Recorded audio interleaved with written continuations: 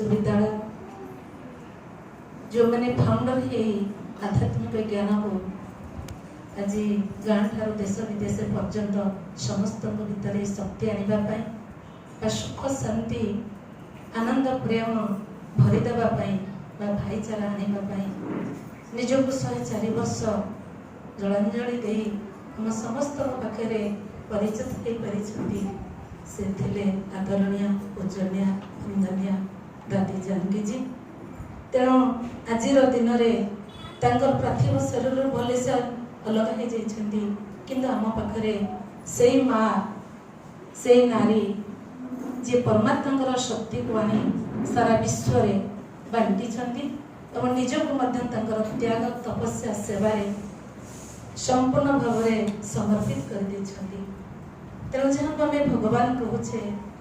तेणु से आमको केवल आत्मा को शक्ति देवाई आम डाकी खोजी और से आसी जाइछंती आम मानकर पाखक जमती आमको समस्त कथा आम शुणी पारे ये गुण आम माँ मानकर पाखरे निश्चित अच्छी। तेणु से जिनस को आम किपरि भाव बाहर को बाहर करवा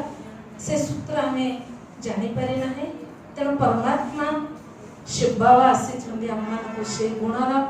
दिव्य गुण दिव्य ज्ञान दिव्य शक्तिर आधार करने। तेणु माँ हाथ में ज्ञानर कलश दे पृथ्वी सारा संसार दुनिया को परिवर्तन कर केवल माँ। तेणु से माँ पाखे एत शक्ति अच्छी से शक्ति को आम निजक निजे चिन्हवा आज प्रतिज्ञा आमको कर आमर भौणी जमती कहले जे वृद्धाश्रम को आम बापमा और शाशु शशुर को छाड़ानी और पिला को आम भल पोशाक पिंधा दबा भल मनीष हाँपाई या भल पाठ पढ़ी टंका रोजगार कर बाहर को पठेगा ता माहर काम नुहे। माँ बापा पाखे आज कहीं ना पदे कथा कहवाई केवे कथा न करा जाओ बहुत बहुत सुंदर भाव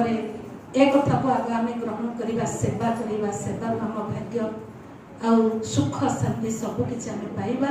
सेवा कार्पुण्य पुण्य बड़े कि असाध्य मही तले कौन जिनस ना आम कि न पाई न कर